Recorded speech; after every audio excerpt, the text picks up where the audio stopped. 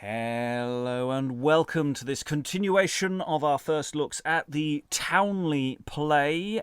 You may get a sense of deja vu watching this introduction, as it may be available in 3 separate videos across this series, as this session, as we're recording it, is covering several different plays that are going to be broken up into several different videos. So, as I say, you may get a sense of, hang on, I've seen this one before, but you haven't, because the bit that follows is going to be different. So there. Reading today a selection that may or may not feature in the video you're about to watch. Reading Martha, First Torturer, and Mary Jacobi is... Hi, I'm Eric, and some people will call me other things during this week. Reading Jesus, Froward, Doctor Number 1, and Mary Magdalene is... Liza Graham, actor, singer, and text coach to actors in London.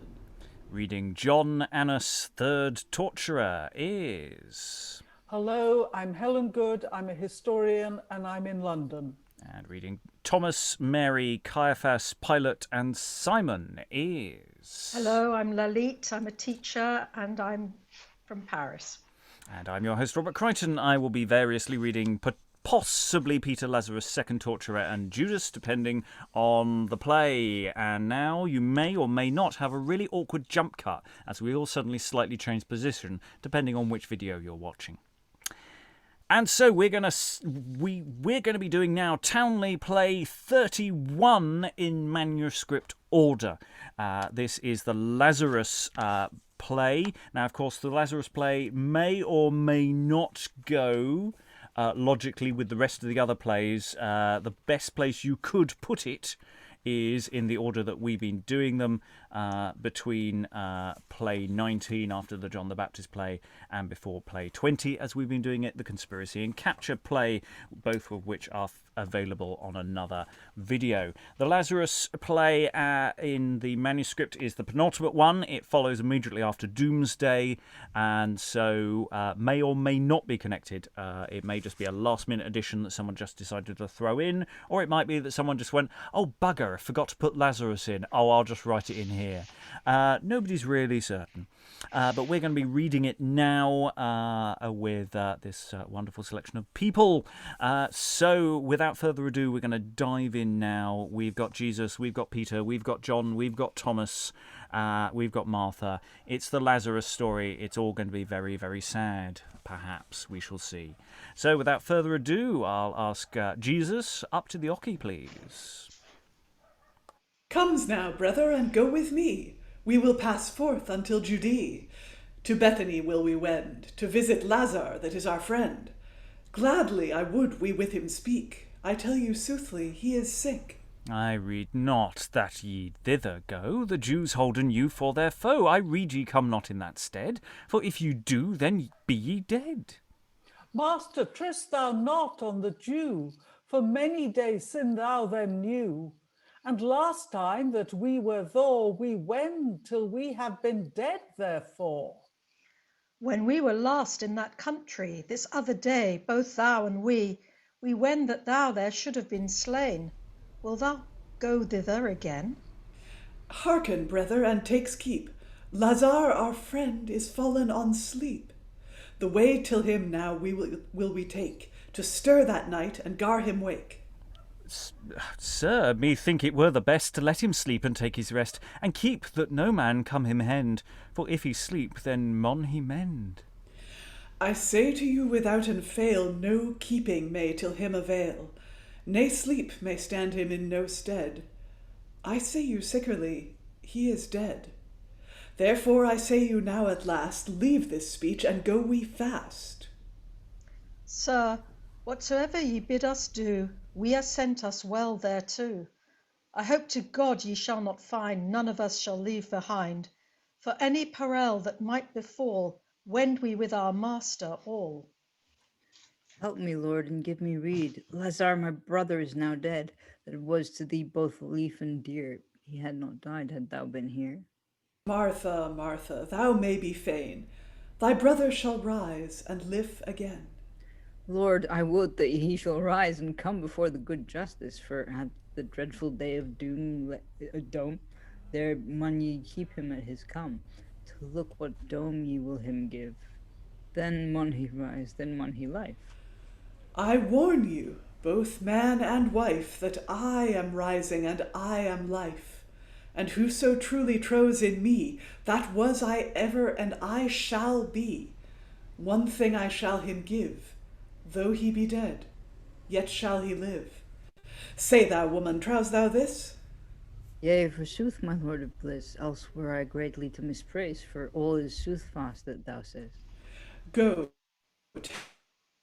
tell Magdalene that I come, ye may be fain.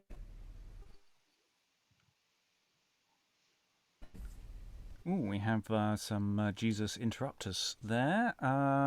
Jesus, are you with us?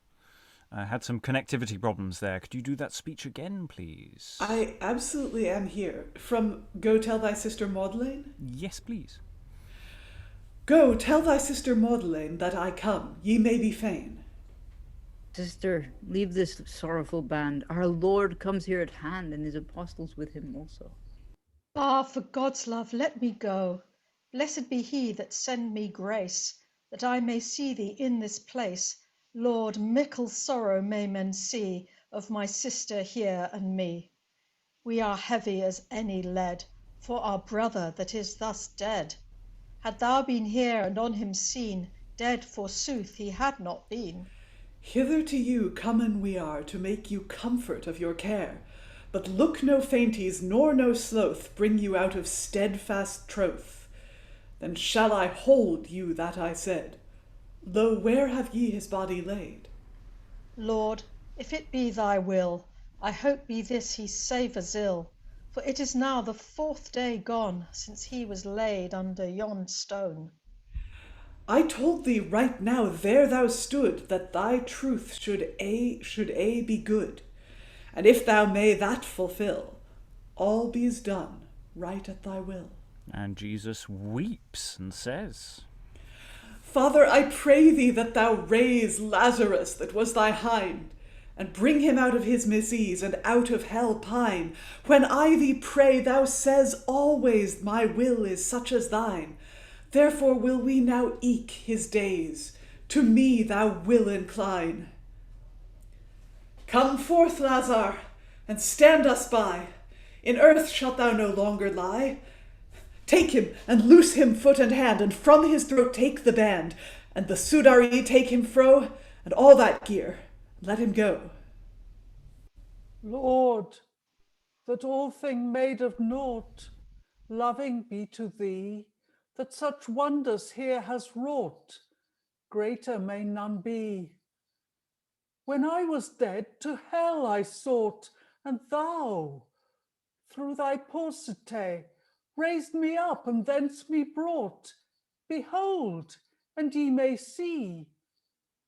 There is none so stiff on steed, nay, none so proud in prise, nay, none so doughty in his deed, nay, none so dear on dees. No king, no knight, no wight in weed, from dead have made him cease. The flesh he was wont to feed, it shall be worm's meat. Your dead is worm's cook, your mirror here ye look, and let me be your book, your sample take by me. Fro dead you cleek in cloak, such shall ye all be, ilken in such array. With dead they shall be dight, and closed cold in clay, whether he be king or knight, for all his garments gay, that seemly were in sight. His flesh shall fret away with many a woeful wight, when woefully such wights shall gnaw these gay knights, their lunges and their lights, their hearts shall fret in sunder, these masters of most of mights, thus shall they be brought under. Under the earth ye shall thus carefully then couch, the roof of your hall your naked nose shall touch. Neither great ni small to you will kneel ni crouch, a sheet shall be your pall, such toddies shall be your nouch. Toddies shall you dear, fiends will you fear, your flesh that fair was here, thus ruefully shall rote. Instead of fair collar, such bands shall bind your throat. Your rood that was so red, your lyre the lily like, then shall be wan as lead, and stink as dog in dyke. Worms shall in you breed, as bees do in the bike, and eyes out of your head, thus gate shall paddocks pike. To pike you are pressed, many uncomely beast. Thus they shall make a feast of your flesh and your blood. For you then sorrows lest, the most has of your goods ye shall forsake, if ye be never so loath, and nothing with you take, but such a winding cloth. Your wife sorrow shall slake, your childer also both, unless your minning make, if ye be never so wroth. They mine you with nothing that may be your helping, neither in me singing, nay yet with alms deed. Therefore in your living, be wise and take good heed. Take heed for you to dwell whilst ye are on life. Trust in no friend's friel, neither of child nor wife. For sectures are not leal, then for your good will strive. To by your soul's heel, there may no man them shrive. To shrive no man then may, after your ending day. Your soul for to be glad, your sectures will swear nay, and say aught more than he had, amend thee man, whilst thou may. Let never no mirth fordo thy mind. Think thou on the dreadful day, when God shall deem all mankind. Think thou fares as doth the wind, this world is waste and will away. Man, have this in thy mind, and amend thee whilst thou may. Amend thee, man, whilst thou art here. Again thou go another gate. When thou art dead and laid in bier, wit thou well, thou beest too late. For if all the good that ever thou gate were dealt for thee after thy day, in heaven it would not mend thy state. For thee, amend thee whilst thou may. If thou be right royal in rent, as is the steed standing in stall, in thy heart know and think that they are God's goods all. He might have made thee poor and small, as he that begs from day to day. Wit thou well, accounts give thou shall. Therefore amend thee whilst thou may. And if I might with you dwell, I tell you all my teen, full mickle couth I tell that I have heard and seen of many a great marvel, such as ye would not ween in the pains of hell, there as I have been. Been I have in woe, therefore keep you therefro, whilst you live, do so. If ye will dwell with him, then can gar you thus go, and heal you lith and limb. He is a Lord of grace, think you in this case, and pray him full of might, he keep you in this place, and have you in his sight. Amen. Indeed, and thus closes Lazarus' oration there. I forgot to mention at the beginning the general warning about usually some anti-Semitism crops in, and having forgotten to warn everyone, it came out about 6 lines in. So yeah, I mean, this I think is fairly unique amongst Lazarus plays in the sense that Lazarus really goes for it. I think most of the others, he just sort of pops up and says, thank you very much, Lord. Isn't this great? Let's have a party. Cake! Whereas here he goes, yeah, death, decay. Did not enjoy that, Yeah. is what he says. Yeah. But you can see exactly why it's put with Doomsday. Yeah. I mean, it's perfectly reasonable that someone has taken one look at it and said, this belongs with Doomsday. Yeah, because it follows directly on there in the manuscript itself, and it is this. The rest of the play is quite cursory, actually. The stuff with Jesus and Mary and Martha, etc., is very brisk, and then the primary focus here is this just enormous speech, which is doing all sorts of interesting things. I think there's some discussion in the chat about the verse structure, because it's doing one thing, it then slightly shifts midway through. It's a really dynamic piece of verse, dramatic verse as well. I felt it could do with a strong Scottish Presbyterian accent would have helped it along a bit. However, as I only had about 15-second warning to read it, I felt that I couldn't make the accent. Well, it was very beautifully read in any case. Other thoughts in the room, Liza? I think you were discussing the verse in the chat. I was, but I saw Eric's hand up first. Oh, I'll go to Eric then. I was just going to say that the rhythm of this is very much like a sermon where it's like, yes, and God will chase the sort of so forth. I've never been to a sermon. You can tell, right? But it just has that rhythm of like, this world is lost and will away. Man, have this in thy mind, and that kind of thing. It has like sort of that oomph to thrust it forward. Liza.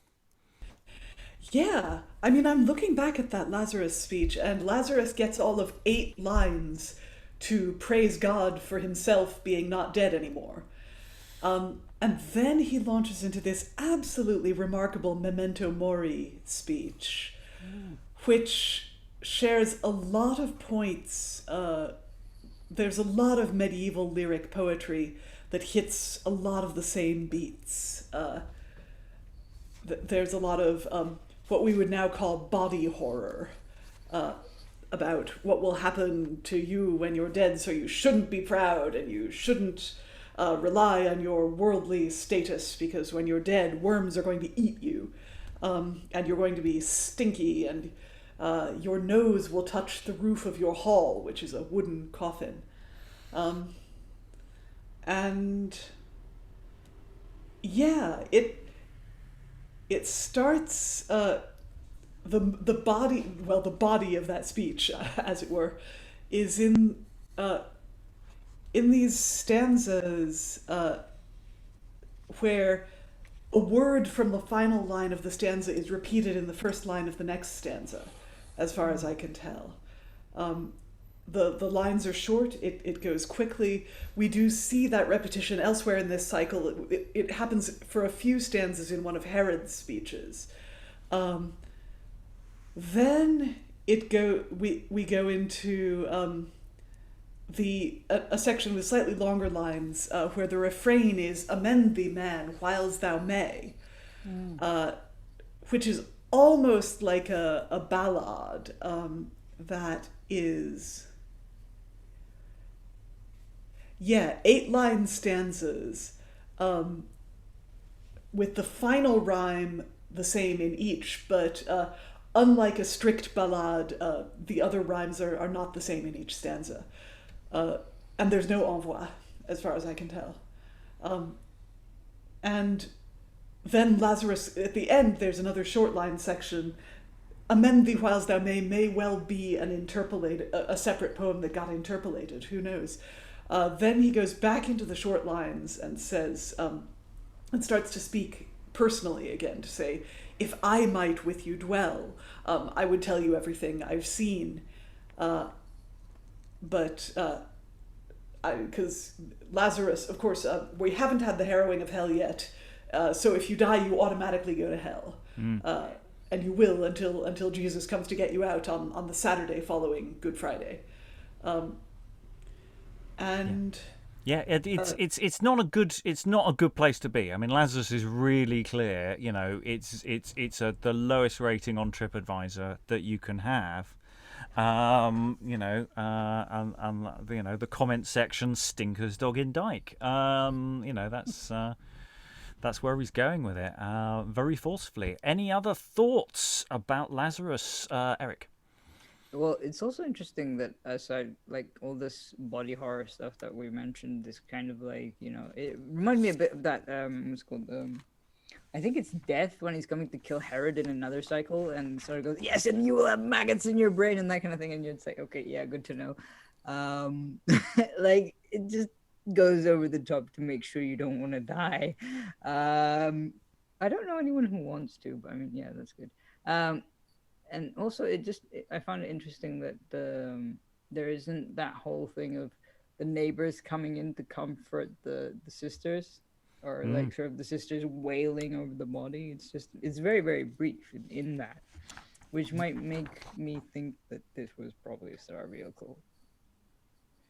There's something very tokenistic about the rest of the play, and there's all sorts of textual questions that we could ask about that. It does seem to be a setup for Lazarus to do his thing, and the rest of the play seems much less important.